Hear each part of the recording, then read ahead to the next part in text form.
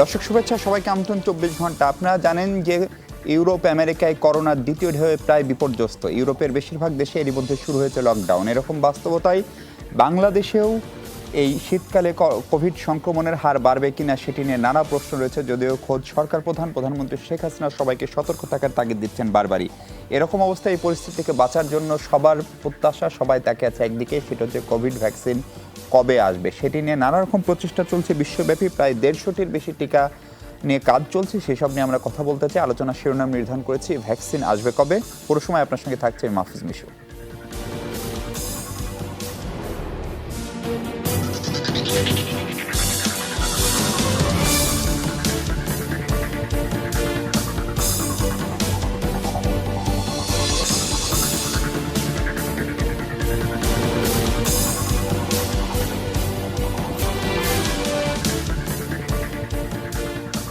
দর্শক, যেমনটা বলছিলাম, কোভিড ভ্যাকসিনের আপডেট আমরা শুনতে চাই, জানতে চাই। সেজন্য আমাদের আজকের আয়োজনে যুক্ত হচ্ছেন দেশ বিদেশ থেকে বেশ কজন অতিথি। আমাদের সঙ্গে যুক্ত হচ্ছেন স্বাস্থ্য অধিদপ্তরের মুখপাত্র এবং পরিচালক ম্যানেজমেন্ট ইনফরমেশন সিস্টেম স্বাস্থ্য অধিদপ্তরের জনাব ডাক্তার মোহাম্মদ হাবিবুর রহমান। আমাদের সঙ্গে আরও যুক্ত হচ্ছেন চাইল্ড হেলথ রিসার্চ ফাউন্ডেশনের নির্বাহী পরিচালক এবং বিশিষ্ট বিজ্ঞানী ডক্টর সমীর কুমার সাহা। আমাদের সঙ্গে যুক্ত হচ্ছেন বাংলাদেশি কোম্পানি গ্লোব বায়োটেক, যারা কোভিড ভ্যাকসিন নিয়ে কাজ করছে, আবিষ্কার করেছে, তার প্রধান নির্বাহী কর্মকর্তা ডক্টর কাকন নাগ। আমাদের সঙ্গে যুক্তরাজ্য থেকে যুক্ত হচ্ছেন সেখানকার ন্যাশনাল হেলথ সার্ভিসের ইমার্জেন্সি মেডিসিন বিভাগের স্পেশালিস্ট ডাক্তার গোলাম রাহাত খান। আমাদের সঙ্গে আরও যুক্ত হবেন মার্কিন যুক্তরাষ্ট্র থেকে। আমাদের সঙ্গে যুক্ত আছেন ডাক্তার এজাজ আহমেদ, তিনি ক্যালিফোর্নিয়ায় কাজ করেন কাইজার পার্মানেন্ট মেডিকেল হাসপাতালের ইন্টারনাল মেডিসিন বিভাগে। আপনাদের সবাইকে স্বাগত আমাদের আজকের 24 ঘন্টায়। পদ্মা সেতুতে বিএসআরএম কেন? আহা, পদ্মা সেতু তো জাতীয় স্থাপনা, বিশাল ব্যাপার। সারা জীবনের কষ্টের টাকায় বানানো বাড়ি, আমার কাছে তো পদ্মা সেতুই। পদ্মা সেতুর মতো নিরাপদ ও দীর্ঘস্থায়ী বাড়ি তৈরিতে ব্যবহার করুন বিএসআরএম, দেশের 1 নম্বর স্টিল এক্সপার্ট। বিএসআরএম, বিল্ডিং এ সেফার নেশন। ফাস্টেস্ট নেটওয়ার্কে বেশি মিনিট, 250 মিনিট 157 টাকায় এবং 90 মিনিট 57 টাকায়। বাংলা লিংক। সময় পাল্টে যায়, কিন্তু ডিপ্লোমা সে একই স্বাদে, একই মানে যুগ যুগ ধরে রয়ে যায়। আলোচনা শুরু করতে চাই ডাক্তার গোলাম রাহাত খান, আপনাকে দিয়ে। আপনি নিশ্চয়ই শুনতে পাচ্ছেন। ডাক্তার রাহাত খান, আপনার কাছে প্রশ্ন হচ্ছে যে ইউরোপে আবার করোনা সংক্রমণের নতুন রেকর্ড হচ্ছে। এটি যেরকম একদিকে ভয়ের খবর, একই সঙ্গে আমরা এরকম খবরও পাচ্ছি যে অক্সফোর্ডের টিকা নবীনদের পাশাপাশি প্রবীণদের দেহেও কার্যকর বলে প্রমাণিত হয়েছে, যেটি খুবই আশার খবর। এবং নভেম্বরেও লন্ডনের দু একটি হাসপাতালে বলা হচ্ছে টিকা মিলতে পারে। সত্যি কি পরিস্থিতি ব্রিটেনের, আমরা একটু আপনার কাছ থেকে শুনতে চাই, এবং বিশেষ করে ভ্যাকসিনের কোনো সুখবর আপনারা নিশ্চিত হতে পেরেছেন কিনা? ধন্যবাদ মিশু ভাই আমাকে কানেক্ট করার জন্য। ব্রিটেনে এখনকার ভ্যাকসিনের পরিস্থিতি আসলে মিডিয়াগুলোতে আসে, আপনারা জানেন মোটামুটি, কিন্তু এখন পর্যন্ত কোনো অফিসিয়াল ডেট একেবারে দেয়া হয়নি যে ওই তারিখ থেকে ভ্যাকসিন সবাইকে দেওয়া হবে। তবে অনেক প্রপোজালস এবং অনেক প্ল্যান বলা হচ্ছে। যেমন আমাদের হাসপাতালে ইন্টারনালি কিছু মেমো ওয়াইজ কিছু ইমেইল আসে বিভিন্ন হাসপাতালে, হেলথ কেয়ার আমরা যারা কাজ করি তাদের কাছে, যে প্ল্যানগুলো দেওয়া হয় যে তোমরা রেডি থাকো, তোমাদেরকে ডিসেম্বরের হয়তো লাস্ট উইকের মধ্যে প্রায়োরিটি বেসিসে অগ্রাধিকার ভিত্তিতে তোমাদেরকে ভ্যাকসিন দেওয়া হবে। কিন্তু আমরা এই কথাগুলো আবার একবারে যে এনএইচএস এর যে একদম বস, যে চিফ, ওনার কোনো অথেন্টিক কোনো রকমের স্টেটমেন্ট না। তো এরকম ইন্ডিভিজুয়ালি প্রতিটা হসপিটালেরই যারা পরিচালনা পরিষদে আছে তারা এরকম মেমো আকারে কিছু ইমেল আমাদেরকে পাঠাচ্ছে, সেটা একটা আশার বিষয়। যেহেতু আমরা হেলথ সেক্টরে যারা কাজ করি, আমরা ভ্যাকসিনের ব্যাপারে অগ্রাধিকার পাচ্ছি এবং এখানকার এল্ডারলি পপুলেশনও প্রায়োরিটি বেসড, তারাও ইয়েতে আছেন আর কি। তো আমরা, আপনারা হয়তো জেনে থাকবেন যে জুন জুলাইয়ের দিকে যখন আমাদের এখানে ভ্যাকসিনের কাজ অক্সফোর্ড যখন শুরু হয়, তখন মোটামুটি একটা প্রমিস ছিল সরকারের যে ক্রিসমাসের সময় অ্যাজ এ গিফট নেশনকে এই ভ্যাকসিনটা দেয়া হবে। তো আমরা ক্রিসমাসের একদম দ্বার প্রান্তে চলে এসেছি 25 ডিসেম্বর। তো এখন পর্যন্ত শেষ ট্রায়ালের যে ডেটাগুলো সেগুলো আসা শুরু হয়েছে, যে ফাইনাল যে ফেজ 3 যে মেসিভ যে ট্রায়ালটা হয়েছে ভ্যাকসিনের, সেটা ডেটাটা বলা হচ্ছে যে মানে সুন আসবে আর কি, এবং আসা মনে হয় শুরু হয়েছে। তো ওই ডেটা কম্পাইল করার পরেও আপনারা জানেন যে রেগুলেটরি বডির থেকে অথরাইজ হওয়ার পরে মাস প্রোডাকশনে যাওয়া, এখন অনেকে আবার বলছে যে অনেক যেমন আইটিভি থেকে বলা হচ্ছে, এখানকার ভালো ভালো গণমাধ্যম যেগুলো সারা পৃথিবীতেই যাদের গ্রহণযোগ্যতা আছে, সেখানে সব জায়গা থেকে বলা হচ্ছে যে এমনও হতে পারে যে একদম সব মানুষের মধ্যে পৌঁছতে এটা হয়তো মিড 2021 লেগে যেতে পারে। জি, আমি আপনার কথাটি সম্মত বুঝতে পেরেছি রাহাত ভাই। আমি একটু আমাদের স্বাস্থ্য অধিদপ্তরের মুখপাত্র ডাক্তার হাবিবুর রহমান আছেন আমাদের সঙ্গে। ডাক্তার হাবিব, স্বাগত আপনাকে এবং ধন্যবাদ আমাদের সঙ্গে যুক্ত হওয়ার জন্য। আপনি নিশ্চয়ই আলোচনা শুনছিলেন এবং আমরা এরই মধ্যে সরকারের অবস্থান জানি। বারবারই বলা হচ্ছে যে পৃথিবীর যে প্রান্তেই কোভিড ভ্যাকসিন আবিষ্কার হোক না কেন, বাংলাদেশ সেটি দ্রুততম সময়ে আনার ব্যবস্থা করবে। আমরা সাম্প্রতিক সময়ে গণমাধ্যমে রাশিয়ার ভ্যাকসিন এবং বিশেষ করে অক্সফোর্ডের ভ্যাকসিন এবং যুক্তরাষ্ট্রের দু একটি ভ্যাকসিনের বেশ কিছু আপডেট তথ্য পাচ্ছি। তাদের সঙ্গে আপনাদের আনুষ্ঠানিক যোগাযোগ হয়েছে কিনা? মানে সেই দেশগুলো তো নিশ্চয়ই তার নাগরিককে দেওয়ার পরে আমরা কতখানি পাবো? আমাদের এই বিশাল জনগোষ্ঠীর কতটুকু টিকা আনতে আসলে আমরা সক্ষম? আমি আপনার কথা শুনতে পাইনি। আমার প্রশ্নটি এখন শুনতে পাচ্ছেন ডাক্তার হাবিব?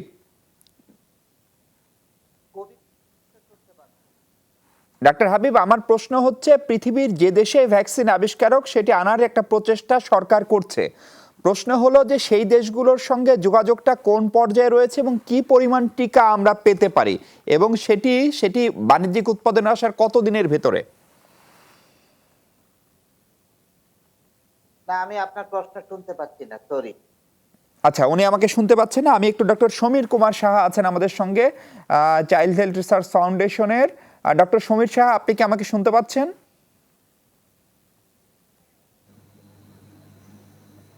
ডক্টর সমীর সাহা শুনতে পাচ্ছেন?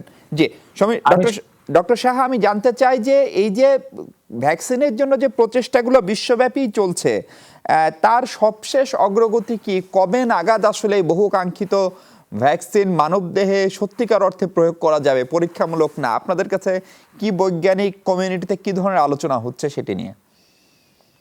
মানে ওকে, অনেক ধন্যবাদ আপনাকে নিশু।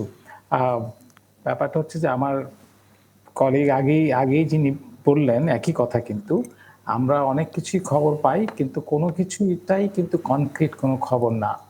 কারণ হলো যে এটা আমরা জানি যে এক একটা ধাপ গিয়ে কিন্তু আমরা এক একটা জায়গায় আটকাচ্ছি এবং সেখান থেকে গিয়ে আমরা আবার বেরিয়ে আসছি। কিন্তু এছাড়া সাধারণত কোনো ইন্ডাস্ট্রি কিন্তু খুব পরিষ্কার করে কিছু বলে না, কিন্তু এটা আমাদের জন্য খুবই আশীর্বাদ বলতে হবে। এখন কিন্তু সবাই সবকিছু বলছে, তারপরেও তাদের নিজের হাতেও কিন্তু এটা নেই। কারণ যেই একটা ভ্যাকসিন আসার কথা হলো কয়েক বছর পরে, সেই ভ্যাকসিনটাকে কিন্তু আমরা কয়েক মাসের মধ্যে নিয়ে আসতে চেষ্টা করছি।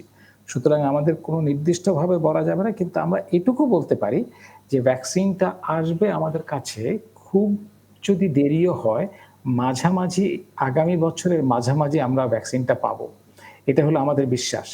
কিন্তু আমাদের দেশেও আশা করি যে মাঝামাঝি পাবো। আমাদের একটা জিনিস বলতে পারি যে বাংলাদেশের অবস্থানটা ভালো, কারণ আমাদের ইপিআই প্রোগ্রাম যে একটা ইম্পর্টেন্ট ব্যাপার আমাদের জন্য। আমার ইপিআই এর যে বিভিন্ন জায়গায় আমাদের যে সুনাম, যার জন্য কিন্তু মানুষ বিশ্বাস করে যে আমাদের এখানে ভ্যাকসিনটা এলে সে খুবই ডিসিপ্লিনড ওয়েতে ডিস্ট্রিবিউশন হবে, এবং আমাদের সরকার এবং ইপিআই এর যেই প্রচেষ্টাটা আছে সেটাতে আমরা মনে হয় যে যখনই ভ্যাকসিনটা পাবো তখন আমার দেশে প্রথম দিকে লো মিডল ইনকাম কান্ট্রিগুলোর মধ্যে আমরা পাবো। কিন্তু আমি আবারও বলি, let's wait for the middle of next year. জি, মানে অ্যাটলিস্ট একটা টাইম ফ্রেম আমরা পেলাম ডক্টর সমীরকে সাহা এবং গোলাম রাহাত খানের কথা থেকে, যে জুনের মাঝামাঝি হতে পারে। ডক্টর হাবিবুর রহমান, আপনি কি শুনতে পাচ্ছেন এখন আমাকে? ডক্টর হাবিবুর রহমান শুনতে পাচ্ছেন? স্টুডিও থেকে বলছি। আমরা কি ওনার অডিওটা ফোনে নিতে পারি? আমরা সেই চেষ্টা করি। আমরা ততক্ষণে ডক্টর কাকন নাগ স্বাগত আপনাকে, এবং আপনাকে আনুষ্ঠানিকভাবে অভিনন্দনও আমরা জানাতে চাই। বাংলাদেশের একটি কোম্পানি কোভিড ভ্যাকসিন আবিষ্কার করেছে, সেটির জন্য এরই মধ্যে অনেক ধাপ আপনারা এগিয়েছেন। সিআরও হিসেবে আইসিডিডিআরবি আপনাদের সঙ্গে কাজ করছে। একটু জানতেই চাই যে আপনাদের সঙ্গে স্বাস্থ্য অধিদপ্তর বা স্বাস্থ্য মন্ত্রণালয়ের আনুষ্ঠানিক বিভিন্ন কথাবার্তা হওয়ার কথা, সেটি হলো কিনা, এবং মানবদেহে যে কাঙ্ক্ষিত ট্রায়াল সেটা কবে নাগাদ শুরু হতে পারে, কোনো আপডেট আছে কিনা ডক্টর কাকন নাগ? ধন্যবাদ আপনাকে। তো আমরা আইসিডিআর সাথে অলরেডি প্রোটোকল নিয়ে কাজ করছি। আইসিডিআরবির ঊর্ধ্বতন কর্তৃপক্ষদের সাথে আমাদের খুব সহসাই আগামী সপ্তাহের প্রথম দিকেই বা মাঝামাঝির ভিতরে একটি আনুষ্ঠানিক কি বলা যায় ডাটা শেয়ারিংয়ের ইভেন্ট আছে। আশা করছি তারপরে আমরা একটি ভিজিবল অগ্রগতি দেখতে পাবো এবং খুব দ্রুতই আমরা ক্লিনিক্যাল ট্রায়ালের একটা এক্সিকিউশন আশা করছি। আর যদি বলেন আমাদের নিজস্ব অগ্রগতি, সেটি হচ্ছে আমাদের যে অ্যানিম্যাল ট্রায়ালটি চলছিল সেই অ্যানিম্যাল ট্রায়ালটি কিন্তু আমরা এক্সটেন্ডেড স্টাডি পিরিয়ড চলছে। তো আমরা ভবিষ্যতে লং টার্ম কতদিন পর্যন্ত আমাদের এই টাইটার থাকছে অথবা তার মেমোরি সেলগুলি কাজ করছে কিনা এই নিয়ে কিন্তু আমাদের কাজ চালু আছে। সুতরাং আমরা আশা করছি সামনের দিকে আপনাদেরকে আমরা আরও তথ্য দিতে পারবো। জি ডক্টর নাগ, একটা খবর তো হচ্ছে আপনাদের এন্ডে যে কাজ করার কথা গ্লোব বায়োটেকের, সেই কাজগুলো প্রায় শেষ। এখন যে কাজগুলো তার সঙ্গে অনেক বেশি প্রাতিষ্ঠানিক বিষয়াদি জড়িত, গভর্নমেন্টের বিভিন্ন এজেন্সি জড়িত, সেটি আমরা কি বলে আমাদের ঔষধ প্রশাসন অধিদপ্তর জড়িত, আমাদের হচ্ছে অন্যান্য অর্গানাইজেশন জড়িত। সেই জায়গায় সরকারের সঙ্গে আপনাদের প্রাতিষ্ঠানিক বা আনুষ্ঠানিক কোনো যোগাযোগ হয়েছে কিনা, বিশেষ করে স্বাস্থ্য অধিদপ্তর, স্বাস্থ্য মন্ত্রণালয় তাদের সঙ্গে? আমরা স্বাস্থ্য মন্ত্রণালয়ের নির্দিষ্ট যারা দায়িত্বপ্রাপ্ত আছেন তাদের কাছে আমরা চিঠি দিয়ে জানিয়েছি এবং তাদেরকে ইভেন আমাদের ফ্যাসিলিটিতেও আমন্ত্রণ জানিয়েছি চিঠি দিয়ে। তো আশা করছি আমরা হয়তো ভবিষ্যতে সেই রেসপন্স দেখতে পাবো। তো এই পর্যন্ত মানে আমরা আমাদের তরফ থেকে যা জানানো দরকার আনুষ্ঠানিকভাবে আমরা সেটি জানিয়েছি। এখন আমরা রেসপন্সের অপেক্ষায় আছি। জি, আমি আপনার কাছে আরও কিছু বিষয় জানতে চাইবো। তার আগে আমরা একটা বিরতি নিতে চাই। দর্শক, ছোট্ট একটা বিরতি, একটু পরে ফিরবো। আমাদের সঙ্গে থাকবেন নিশ্চয়ই।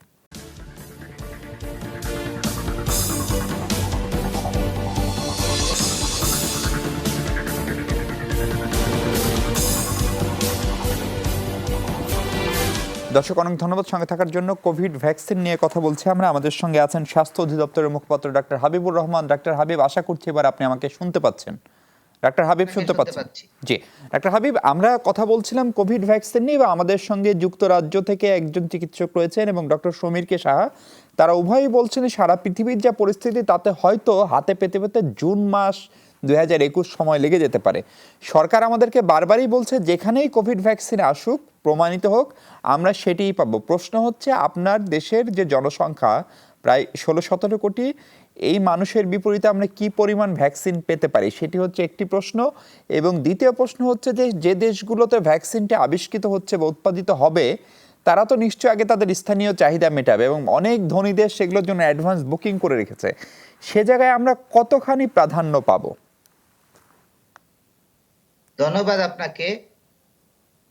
আমরা ভ্যাকসিনের ব্যাপারে সার্বিকভাবে আমরা গোটা ওয়ার্ল্ডের সাথে যেখানেই ভ্যাকসিন প্রডিউস হচ্ছে তাদের সাথে আমরা যোগাযোগ রাখছি।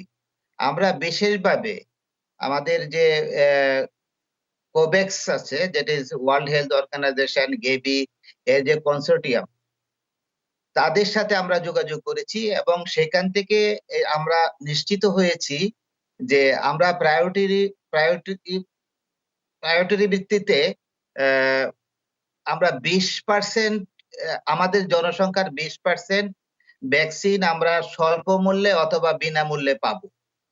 এবং পাশাপাশি আমরা এটাও সিদ্ধান্ত নিয়েছি যে কোভ্যাক্স এর কাছ থেকে আমরা আরো 40% এর মতো ভ্যাকসিন আমরা ওদের কাছ থেকে হয়তো কিছু বেশি মূল্যে পাবো। তাছাড়া আরো 20% আমরা সরাসরি ক্রয় করব। অর্থাৎ 80% এর মতো আমরা ভ্যাকসিনের প্রয়োজন হবে বলে মনে করি এবং সেগুলো আমরা কোভ্যাক্স এর কাছ থেকে আমরা পাবো, এই আশাবাদ আমাদের আছে। আর আমরাও আমাদের সরকার পর্যায় থেকে বিভিন্ন দেশের সাথে আমরা গভীরভাবে যোগাযোগ রাখছি। আমরা আশা করছি যে অন্য দেশ যখনই ভ্যাকসিন পাবে তখন আমরাও পাবো। আর আপনি যে প্রশ্নটা করেছেন যে অন্য দেশ যারা তৈরি করছে তারা নিজেদের চাহিদা না মিটিয়ে অন্য আমাদের দেশ বা অন্য দেশে রপ্তানি করবে না। এটার একটা নীতিমালা আছে, ওয়ার্ল্ড হেলথ অর্গানাইজেশন একটা নীতিমালা তৈরি করে তারা 119টি অথবা 117টি দেশ তাদেরকে কিভাবে ভ্যাকসিন দেওয়া যায় এবং অন্যান্য দেশের তুলনায় যারা তৈরি করছে তাদের সাথে কিভাবে ভ্যাকসিন সরবরাহ করা যায় সেই বিষয়গুলো তারা নিশ্চিত করবেন। জি, দারুণ। আমরা আপনার কথার উপরে ভরসা করতে চাই। আমি আপনার কাছে আবার আসবো। আমাদের সঙ্গে যুক্তরাষ্ট্র থেকে আছেন কাইজার পার্মানেন্ট মেডিকেল হাসপাতালে ইন্টারনাল মেডিসিনের চিকিৎসক ডাক্তার এজাজ আহমেদ। ডাক্তার এজাজ, নিশ্চয়ই শুনতে পাচ্ছেন। আপনার কাছে একটু জানতে চাই যে এই সেকেন্ড ওয়েভটা একটু আগেই শুরু হলো কিনা, বিশেষ করে যুক্তরাষ্ট্রে এবং ইউরোপের দেশগুলোতে, এবং আমরা দেখছি যে আক্রান্তের হার অনেক বেশি, লক্ষাধিক, প্রায় 1.5 লক্ষাধিক মানুষ যুক্তরাষ্ট্রে এর মধ্যে মারা গেছে। সেখানকার পরিস্থিতি এখন কি, এবং ভ্যাকসিন নিয়ে খুব সুনির্দিষ্ট কোনো সুখবর মার্কিন বিজ্ঞানীরা আপনাদেরকে জানাতে পারছেন কিনা? ধন্যবাদ আপনাকে, যমুনা টিভিকে ধন্যবাদ এবং যমুনা টিভির মাধ্যমে যমুনা টিভির দর্শকদেরকে ধন্যবাদ। আসলে বর্তমানে পরিস্থিতি সেকেন্ড ওয়েভ শুরু হয়েছে এবং সায়েন্টিস্টরা যেভাবে প্রিডিক্ট করেছিল ঠিক সেরকম ভাবেই কিন্তু শুরু হয়েছে। এবং আমাদের যে সমস্ত ফর্মুলাতে আমরা একটা ডিজিজের প্রগ্রেশন এবং স্প্রেড প্রিডিক্ট করা যায়, যে ফর্মুলাগুলোতে সেগুলো মোতাবেকই কিন্তু ঠিকমতো প্রিডিক্ট করা হয়েছিল, সময়টা ঠিক আছে, এবং মৃতের সংখ্যা যেভাবে আশঙ্কা করা হয়েছিল সেভাবেই কিন্তু চলছে। আপনারা জানেন যে বর্তমানে বিশ্বে প্রায় 4,46 লক্ষ লোক আক্রান্ত হয়েছে এবং মৃতের সংখ্যা 11,80,000। এটা হচ্ছে আজকে সকালের পরিসংখ্যান। এবং এর ভিতরে কিন্তু শুধুমাত্র মার্কিন যুক্তরাষ্ট্রে 89 লক্ষ লোক আক্রান্ত এবং মৃতের সংখ্যা 2,28,000 ছাড়িয়ে গেছে আজকে সকাল পর্যন্ত। কাজে আপনারা বুঝতে পারছেন পরিস্থিতিটা কত ভয়াবহ। এখন কথা হচ্ছে ভ্যাকসিন।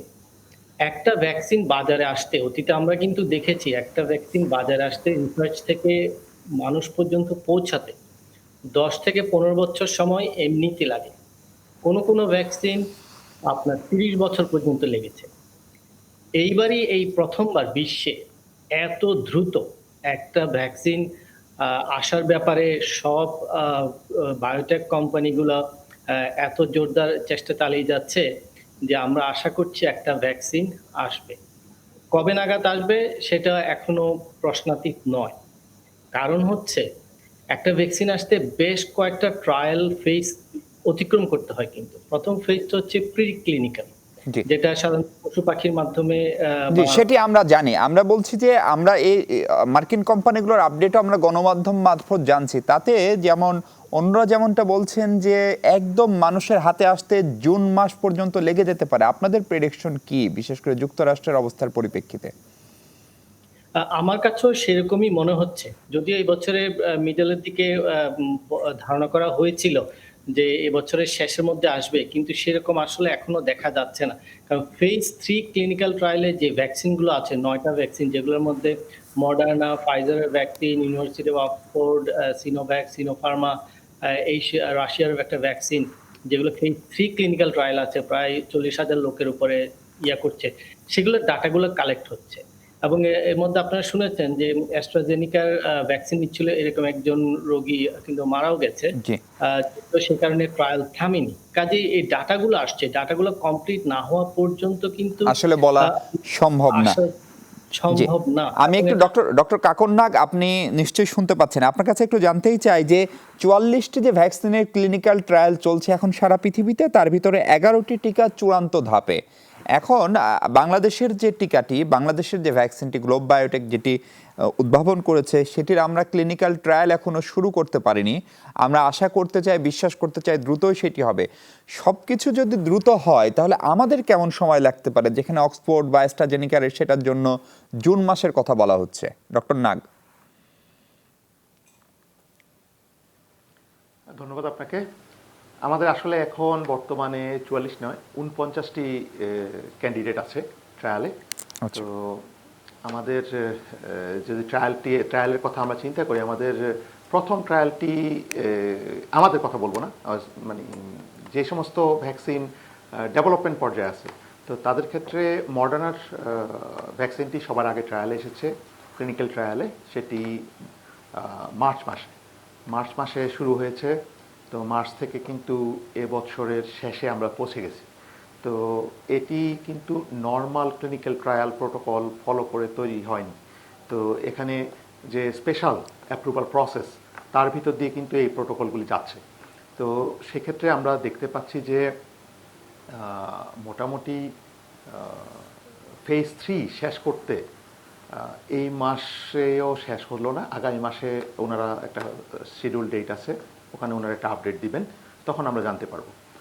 আর কিছু কন্ডিশনাল অ্যাপ্রুভাল হয়েছে চীনে এবং রাশিয়াতে, সেগুলি কিন্তু অনেক দ্রুত, তার সাথে 2 মাস 3 মাসের ক্লিনিক্যাল ট্রায়ালে দিয়ে দেওয়া হয়েছে। তবে সেগুলি অবশ্যই পাবলিকলি অ্যাক্সেসিবল নয়, সেগুলি লিমিটেড পারমিশন। তো নির্দিষ্ট কিছু জনগোষ্ঠীর জন্য সেগুলি দেওয়া হয়েছে। তো আমাদের এখানে যদি আমরা যেই ক্লিনিক্যাল ট্রায়ালের প্ল্যানটি করছি, সেখানে আমরা কিন্তু ফেজ 1কে আলাদাভাবে সেফটিটার দিকে বেশি নজর দিয়ে কাজটা করতে চাচ্ছি। সেফটি যদি কনফার্ম হয় ফেজ 1-এ, তাহলে ফেজ 2, ফেজ 3-তে আমরা একটা সমন্বিত ট্রায়ালের পরিকল্পনা করছি এখন থেকেই। তো সেভাবে যদি করা যায় আর সুষ্ঠু যদি একটা ম্যানেজমেন্টের আওতায় জিনিসটাকে আনা যায়, আমি একটা কথা একটু পরিষ্কারভাবে বলতে চাই, সেটি হচ্ছে সেফটি নিয়ে আসলে কোনো কম্প্রোমাইজ আমরা করতে চাই না, তবে অবশ্যই সেটি দ্রুততার সাথে করতে চাই। তো অনেকে বলেন যে তাড়াহুড়োর কি আছে, আসলে তাড়াহুড়োর ব্যাপারটি এখানে আসছে না। এখানে আমরা মানে অনেকে যেটা কি তাড়াহুড়ো বলে, সেটি আসলে একটি এফিশিয়েন্ট ম্যানেজমেন্ট প্রসেসের কথা আমরা বলছি। তো সেই প্রসেসের মাধ্যমে গিয়েই কিন্তু দ্রুততার সাথেই অন্যান্য দেশগুলি ক্লিনিক্যাল ট্রায়াল শেষ করতে পারছে। আমাদের এখানেও যদি আমরা সে ধরনের একটি ব্যবস্থাপনা নেই এবং অহেতুক কোথাও দেরি না করি, তাহলে আমরাও কিন্তু খুব পিছিয়ে থাকবো না আন্তর্জাতিকভাবে যেই ট্রায়ালগুলি চলছে সেগুলির থেকে। সুতরাং আমরা যদি ঠিকমতো এগিয়ে যাই, আমরাও সমসাময়িক সময়ে আসতে পারবো। জি, ডক্টর সমীরকে সাহা, অনেকেই এই ভ্যাকসিনের ক্ষেত্রে এফিকেসি একটা বড় বিষয়, এবং এখন পর্যন্ত যে ভ্যাকসিনগুলোর ক্লিনিক্যাল ট্রায়াল চলছে ফার্স্ট ফেজ বা সেকেন্ড পেজে, সেগুলোর এফিকেসি নিয়ে নানা ধরনের বক্তব্য, নানা ধরনের আর্টিকেল আমরা পড়ছি। আপনার কি মনে হয় যে এই ভ্যাকসিনগুলো কতখানি সফলতা এখন পর্যন্ত সায়েন্টিফিক্যালি দেখাতে পারলো, এবং যা দৃশ্যমান হচ্ছে তাতে করে সেই ভ্যাকসিনগুলোকে কমার্শিয়ালি প্রোডাকশনে নেওয়াটা খুব যৌক্তিক এবং বৈজ্ঞানিক হবে কিনা? অনেক ধন্যবাদ। আমি আপনার কাছে এফিকেসিতে যাওয়ার আগে, এফিকেসি নিয়েও কিছু কথা আছে, কিন্তু একটু যাওয়ার আগে একটা কথা বলি। আমরা যে কোভ্যাক্সের কথা বলছিলাম, এটা নিয়ে কিন্তু আমরা খুবই এক্সাইটেড। কারণ হলো অনেকগুলো দেশ, অনেকগুলো একসাথে এসছে, কিন্তু একটা ক্যাভিয়েট আছে। ক্যাভিয়েটটা হলো যে অনেক দেশ আছে, কিন্তু আমরা উই আর মিসিং কি আমেরিকা এবং চায়না কেউ কিন্তু আমাদের এটাতে জয়েন করেনি। Recently, very recently China join করেছে। তার ভয়টা হলো আমাদের এখানে যে আমেরিকা কিন্তু এই দুটো ভ্যাকসিন, বেশ কিছু ভ্যাকসিনের, ফাইজারকে বলছি আর মডার্নাকে বলছি আমরা, এই দুটো ভ্যাকসিনই কিন্তু আমেরিকাতে। তারা যদি আমাদের সাথে জয়েন না করে দেন ইট ইজ এ চ্যালেঞ্জ কিন্তু।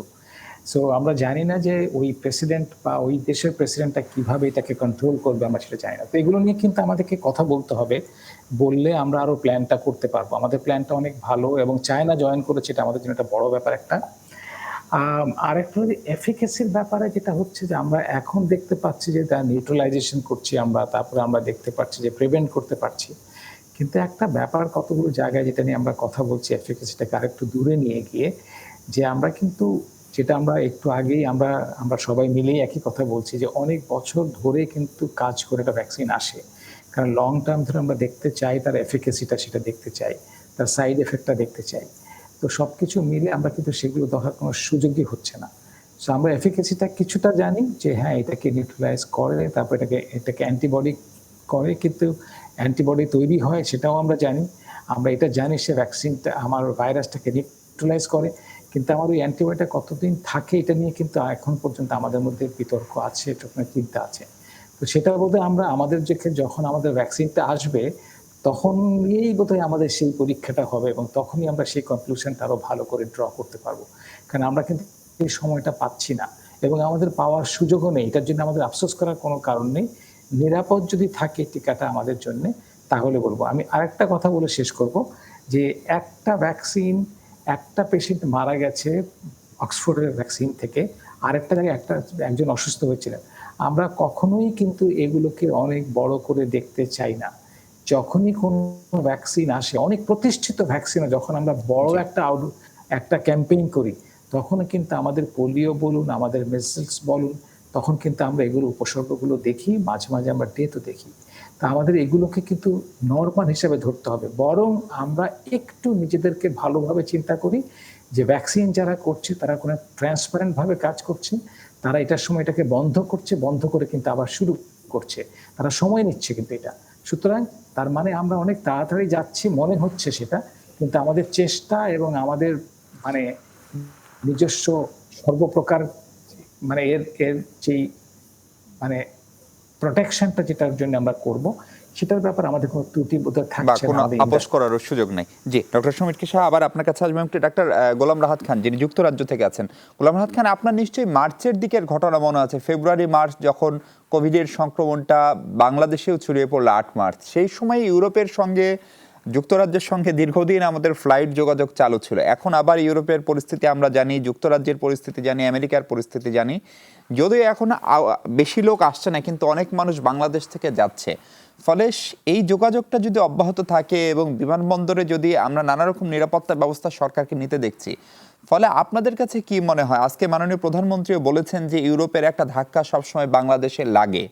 ফলে সে আশঙ্কার জায়গায় বাংলাদেশ যে পদক্ষেপগুলো নিয়েছে সেগুলো কতখানি বাস্তবতা সম্পন্ন?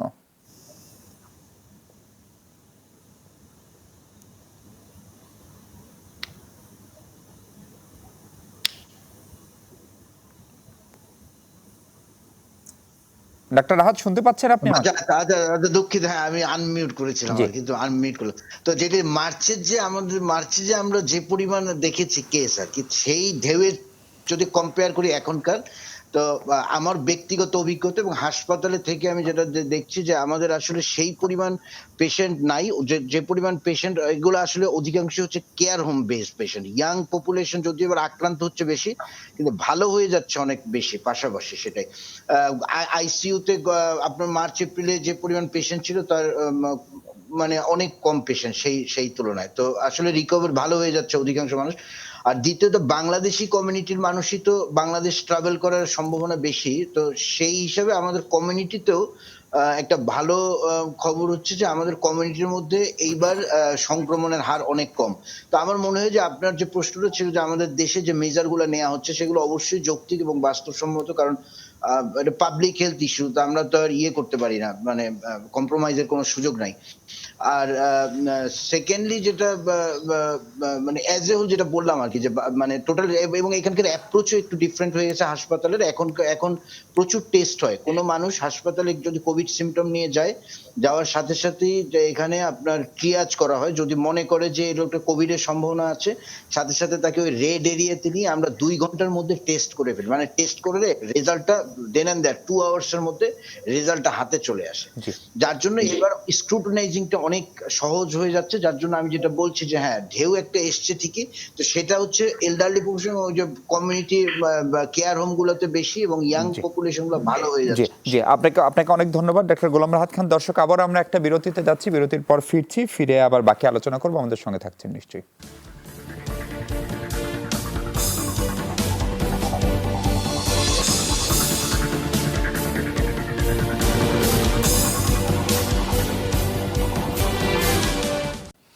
আলোচনায় এ পর্যায়ে যুক্ত হচ্ছেন আমাদের সঙ্গে ইরানের ইস্পাহান মেডিকেল বিশ্ববিদ্যালয়ের ডক্টর অফ মেডিসিনের শিক্ষার্থী ডাক্তার কামরুজ্জামান নাবিল। ডাক্তার নাবিল, স্বাগত আপনাকে।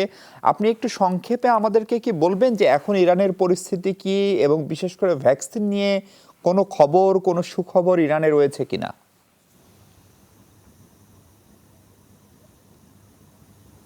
জি, ধন্যবাদ আপনাকে। আসলে আমি আলোচনাটা শুনছিলাম, তো সবাই বলছিলেন যে ইউরোপে দ্বিতীয় ওয়েভ শুরু হয়েছে। তো আপনাদের প্রথমে বলবো সেটি হচ্ছে ইরানে কিন্তু এখন তৃতীয় ওয়েভ চলছে, এবং তৃতীয় ওয়েভের যে অবস্থা আমরা দেখছি তাতে আসলে প্রতিদিনই বলা যায় যে আক্রান্ত এবং মৃতের সংখ্যা রেকর্ড হচ্ছে। এবং গতকালকে আমি যদি বলি যে মৃতের সংখ্যা 400-র উপরে ছিল, আজকে কিন্তু 399 জন। এবং আক্রান্তের সংখ্যা কিন্তু আজকে সর্বোচ্চ গত ফেব্রুয়ারি মাস থেকে সর্বোচ্চ একদিনে আক্রান্তের সংখ্যা ছিল ৮,২৯৩ জন। তো সব মিলিয়ে ইরানের অবস্থা তৃতীয় ওয়েভে আমরা যেটি দেখছি সেটা আসলে অনেকটাই ভয়াবহ, এবং যে অবস্থায় আসলে মৃতের সংখ্যা এবং যারা চিকিৎসক রয়েছেন তারাও কিন্তু চিকিৎসা সেবা দেওয়ার ক্ষেত্রেও কিন্তু হিমশিম খাচ্ছেন। আপনি যে বিষয়টি জানতে চাচ্ছিলেন যে ভ্যাকসিনের বিষয়ে কোনো আপডেট বা কোনো সুখবর আছে কিনা, সেই বিষয়টি বলবো যে প্রথমে যখন যেহেতু চীনের পরে ইরানে করোনা ভাইরাসের প্রকোপ কিন্তু বৃদ্ধি পেয়েছিল, এবং সে সময় কিন্তু ইরানের কয়েকটি গবেষণা সংস্থা ভ্যাকসিনের যে গবেষণা সেটি কিন্তু শুরু করেছিল, কিন্তু পরবর্তীতে কিছুটা বলা যায় যে স্থিতিশীলতা আমরা দেখেছি। এবং এ পর্যায়ে সর্বশেষ আপডেট হচ্ছে যে তারা যে গবেষণা করেছেন যে প্রাণীদেহের পরীক্ষাটা শেষ হয়েছে এবং মানবদেহে তার মানে তারা এখন অ্যানিমাল ট্রায়ালে আছে। আমরা একদম শেষ সময় আমাদের সঙ্গে ডাক্তার এজাজ আহমেদ আছেন যুক্তরাষ্ট্র থেকে। ডাক্তার এজাজ, আপনার কাছে খুব সংক্ষেপে যেটি জানতে চাই যে এরকম পরিস্থিতিতে বাংলাদেশ নিয়ে বা বাংলাদেশের মানুষ যারা আছেন তারা কি কোনো কারণে ট্রাভেল করছেন বাংলাদেশ, অথবা যারা বাংলাদেশ থেকে যাচ্ছেন তাদের স্বাস্থ্যবিধি মানার প্রবণতা কেমন দেখছেন আপনারা? ধন্যবাদ। আসলে সবাই এখন অনেক সচেতন হয়েছে আগের চেয়ে। প্রথম দিকে করোনা যেরকম ছিল, এবং আপনারা জানেন বাংলাদেশে ঢুকতে গেলেও এখন করোনা ভাইরাসের টেস্টিংটা, পিসিআর টেস্টটা লাগছে, যেটা গত ৪৮ ঘন্টার মধ্যে করা হয়েছে, এবং আমেরিকাতে ঢুকতে গেলেও সেটা করা হচ্ছে।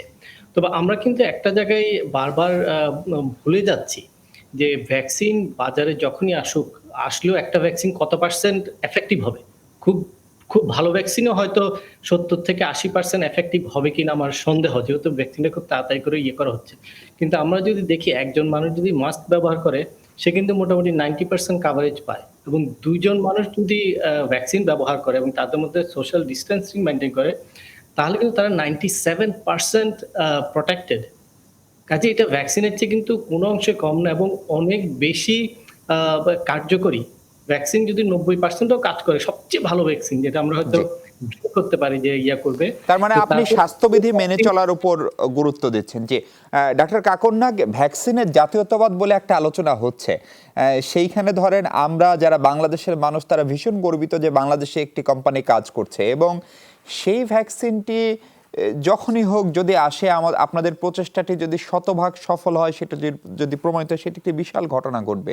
কিন্তু এই পরিস্থিতিতে আপনারা এই করোনা সংক্রমণের যে গতিবিধি, বাংলাদেশ যে জায়গায় আছে, আমাদের মৃতের হার কমছে, আমাদের আক্রান্তের হার কমছে, সে জায়গায় এই যে সেকেন্ড ওয়েভের কথা বলা হচ্ছে, শীতকালে কি সত্যি সত্যি সেরকম কোনো পূর্বাভাস আপনারাও দেখেন? আমরা আসলে সারা বিশ্বের যে ইনফরমেশনটা পাচ্ছি সায়েন্টিফিক ব্যাকগ্রাউন্ড থেকে, যে পাবলিকেশনগুলি আসছে, তার আলোকে কিন্তু আমাদেরকে কথা বলতে হবে। আমাদের দেশে কিন্তু কোভিড-19 ইনফেকশন নিয়ে সরাসরি কোনো নিবিড় গবেষণা হচ্ছে না। আমরা কিছু অবজারভেশন শুধু দেখছি, সেটি আমাদের কিছু প্রতিষ্ঠান আইডিসিআর বা আইসিডিআরবির কিছু ডাটা আমরা দেখেছি, কিন্তু আমাদেরকে আসলে আন্তর্জাতিক পরিমণ্ডলে যেই পাবলিকেশনগুলি আছে, যেগুলি সায়েন্টিফিকভাবে ক্যারেক্টারাইজ করা, ওগুলির উপরে কিন্তু নির্ভর করতে হবে। তো সেই ডাটাগুলিতে একটা জিনিস প্রতিভ্রাত হচ্ছে যে শীতের প্রকোপের সাথে সাথে কিন্তু এর প্রকোপও বাড়ছে। তো কিন্তু আশার বিষয় হচ্ছে একটি, যে ক্রমশ আমাদের দেশে ইনফেক্টিভিটির তুলনায় কিন্তু মৃতের হার কমে যাচ্ছে। তো এটি আমাদের জন্য খুব একটি বড় আশাপ্রদ ব্যাপার। তো সেটির পিছনে অনেক কারণই থাকতে পারে। আমাদের চিকিৎসা সেবার পরিধি বা ইফেক্টিভিটিও বেড়েছে, আমাদের ডাক্তারদের নলেজও বেড়েছে। তো সব মিলেই কিন্তু আমরা এই যে সেকেন্ড ওয়েভ বলছি আন্তর্জাতিকভাবে, বাংলাদেশেও সেটি হবে কি না এটি নিশ্চিতভাবে বলার মতো আসলে পর্যাপ্ত পরিমাণ তথ্য উপাত্ত আমাদের হাতে নেই। কারণ বিদেশে যে ডাটাগুলি আসছে সেটি যেই ব্যাকগ্রাউন্ডে ঘটছে, যেই সোশ্যাল ব্যাকগ্রাউন্ড এবং যে জেনেটিক ব্যাকগ্রাউন্ড এবং পরিবেশের ব্যাপারটি, ওখানে শীতের তীব্রতা অনেক বেশি, বাতাসের আর্দ্রতা অনেক কম থাকে, ফলে ভাইরাসের কিন্তু বিস্তার পাওয়ার সম্ভাবনা অনেক বেড়ে যায়। ময়েস্ট বাতাসে ভাইরাস খুব বেশি দূর ছড়াতে পারে না। তো আমাদের এখানে কিন্তু শীতের তীব্রতাটা ঠিক তত তীব্র নয় শীত প্রধান দেশের মতো। সুতরাং ঠিক কি হবে আমাদের পক্ষে আসলেই ধারণা করাটা জি। মুশকিল। আমাদের দেশটা উষ্ণমণ্ডলীয় দেশ, সুতরাং এর সমসাময়িক যদি ডাটা পাওয়া যায় সেটি অনেক ভালো হবে। আমাদের কাছে কিছু সায়েন্টিফিক পাবলিকেশন আছে, যেমন মনে করেন টেক্সাসের কিছু ডাটা আছে, সেখানেও কিন্তু সেকেন্ড ওয়েভটি কিন্তু দেখা যাচ্ছে। সুতরাং টেক্সাসের আবহাওয়া অনেক গরম। আমি বুঝতে পেরেছি ডক্টর কাকন নাগ। ডক্টর সমীরকে সাহা, আপনি নিশ্চয়ই ডক্টর নাগকে শুনছিলেন। ডক্টর নাগ যেমনটা বলছিলেন যে আমাদের এখানে তীব্রতাটা খানিকটা কমছে, কিন্তু আমরা আমাদের এখানে যে জিনোম সিকোয়েন্সিংগুলো করলাম সেখান থেকে আমরা দেখলাম আমাদের এখানে ভাইরাসের যে প্রোটিনটি সবচেয়ে সক্রিয়, আমি যদি ভুল না করি D614, সেটি তুলনামূলকভাবে একটু দুর্বল, ফলে সেটি আমাদের জন্য আমাদের শীতের তীব্রতাও কম তাপমাত্রা টেম্পারেচার আলোকে। সেখান থেকে আপনারা কি মনে করছেন যে আমাদের আগামী 2-3-4 মাস নভেম্বর, ডিসেম্বর, জানুয়ারি আমাদের এখানে কি প্রকোপটা আরও বাড়তে পারে, নাকি আমরা যদি সচেতন একটু থাকি তাহলে হয়তো ধাক্কাটি এরকমই থাকতে পারে? আমি প্রথমেই বলবো যে ওই যে ডি বা জি দিয়ে যে কথাগুলো বলা হচ্ছে যে তাতে করে কেউ দুর্বল হয়েছে, এই কথাটার কোনোভাবেই কোনো প্রমাণিত কোনো কিছু নেই। প্লিজ এই কথাটা বলে অহেতুক নিজেদেরকে এটা করা উচিত না, তাহলে মানুষ আরো মাস্ক পরবে না। আমরা যেরকম বলছিলাম যে mask is even sometimes more ensure করে অ্যাবাউট দ্য প্রোটেকশন, কিন্তু এটাকে আরেকটু বেশি প্রোটেকশন দেবে যদি না আমরা বলি যে ওই মাস্কটা আমি শুধু পরবো না, আমার পাশে যদি কেউ থাকে ওরা যদি দেখেন যে মাস্কটা একবার পরেনি অথবা পরেছেন তো ওটা অন্য কোথাও রেখেছেন, মানে যেখানে লাগানোর দরকার মাস্কটা ওইখানে লাগানো আর কি, তো ওনাকে সঙ্গে সঙ্গে বলতে হবে দয়া করে আপনি মাস্কটা ঠিক করে লাগান, কারণ আপনার জন্য আমার প্রবলেম হতে পারে। আমরা যদি একজন আরেকজনকে বলি তাহলে কিন্তু প্রাইম মিনিস্টারকে আমাদেরকে এটা বলতে হয় না কিন্তু, কারণ প্রাইম মিনিস্টারকে আরো অনেক কিছু বলতে হয়, তাহলেই হবে আর কি। যার একজন আপনি কেন মাস্কটা মুখে পরেননি, এটা হলো খুবই ইম্পর্টেন্ট একটা কথা। আর একটা হলো যে যে যে সিকোয়েন্সিং করে যেটা হচ্ছে, সিকোয়েন্সিং করে কখনো এরকম কিছু দেখা যায়নি। এটা বাংলাদেশে এরকম কোনো ইউনিক কোনো ভাইরাস এখনো হয়নি, বা এটা ডি বা জি একই রকম আগে যেখানে ছিল ওইভাবেই ছড়াচ্ছে এটা।